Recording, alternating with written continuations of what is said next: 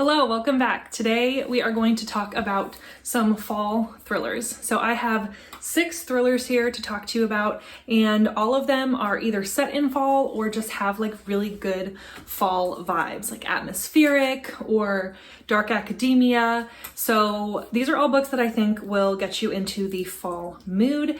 And yes, to identify the elephant in the room, I did cut my hair. I got 5 inches cut off and I got some highlights. So I am all ready for fall as well, even my hair. So first we have The Broken Girls by Simone St. James. This might be my favorite of all of these books here. And so this is about a girl who is obsessed with her sister's death. She just can't get past it. And even though somebody was convicted and put away for her death, she thinks that there's more to the story. And she died on the property of this old school called Idlewild Hall. And it was a school for troubled girls. And so slight asylum vibes here. And if you know Simone St. James, you know that there's usually a paranormal element to it as well. But this is so atmospheric, so good, and it takes place in Vermont. So you get that like chilly fall vibe to it. And this one is, like I said, probably my favorite out of this whole stack. So if you pick up any of them, pick this one up. Next, we have For Your Own Good by Samantha Downing. This is my favorite Samantha Downing, and it's about a teacher at a prep school, a very prestigious prep school, and he has a tendency to murder people. And this is really atmospheric, and it gives you those dark academia vibes. And it also has a little bit of You by Caroline Kepnes, because you're seeing this from the point of view of the teacher, Teddy, who's a murderer. And the third and final dark academia book we're going to talk about today is The It Girl by Ruth Ware. I love Ruth Ware. She writes very suspense mysteries. And this one it's a little bit of a chunker, but it's worth it, I promise. And this is about Hannah. And years ago when she was at Oxford, her roommate was murdered. And they thought they caught who did it and put him away. But now she is married and pregnant, and she gets some information that leads her to believe that maybe things weren't exactly as they seemed. So you get similar dark academia vibes to the other two, but college edition. So there's a little bit more of partying, a little bit more adult content.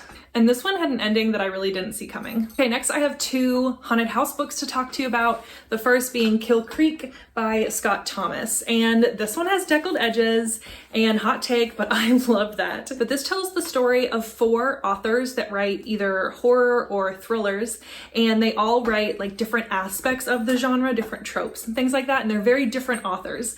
And they're all invited to spend the night in this haunted house, and it's going to be filmed, and it's part of this project. Well, that's really only a small part of the book, maybe the first quarter.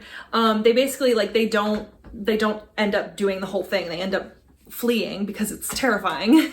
And then you're following all the weird stuff that happens to them after they didn't spend the night in the house. They didn't make it the whole time. So all this weird stuff is happening, and so they kind of have to work together to figure out what is it that the house did to them after they were in the house together. And the ending of this one is wild. And then the other haunted house book I have is The September House by Carissa Orlando. I actually just finished this a couple days ago, and while I didn't love this book as a whole, it has really good fall vibes because it's set in, you guessed it, September.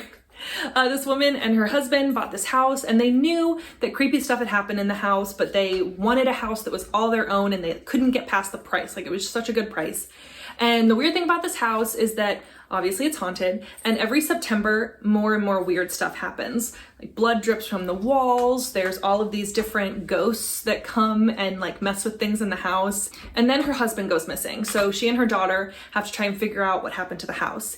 And if you're a fan of Grady Hendrix, you probably will really like this book. I am not, so the weird quirkiness of this book didn't really hit with me, but the vibes are totally there. The creepy haunted house vibes were spot on. And then the last book I want to talk to you about, it's kind of more of a bonus because it's a little bit different than the others, but it's The Damage by Caitlin Ware. And this is a little bit of a different one because it is about Tony, and he and his wife Julia are called to the hospital because his brother His brother Nick was the victim of sexual assault, and so they are trying to help him figure out what happened because he has memory loss around the situation. So they're trying to help him figure out what exactly happened to him, make sure they bring whoever did it to justice. And there's a detective element to it, but it's not like a detective book or a police procedural or anything like that, because I'm not a huge fan of like detective driven books, but there's just enough, and the detective in here is pretty endearing, and you come to really love his character. But I feel like this is so different and so important because a lot of times we don't hear a lot about male sexual assault. So I think this is very important and definitely heavy, so definitely check the trigger warnings. But first of all, the cover just screams fall, but it definitely has that eerie atmosphere, and it's set in New England. So you have those like New England falling leaves type vibes. Ugh, I just love the East Coast in fall. I'm in Virginia, and so anything about the East Coast in fall is just chef's kiss. Okay, those are all 6 of the books that I'm going to talk about today. There's plenty more, but those are the ones that immediately came to my mind when I thought of fall vibes. I don't know how many times I've said vibes in this video. Comment down below and let me know if you've read any of these books and what you thought of them. Go ahead and hit that subscribe button. It really helps out my channel, and I'll see you in my next video. Bye.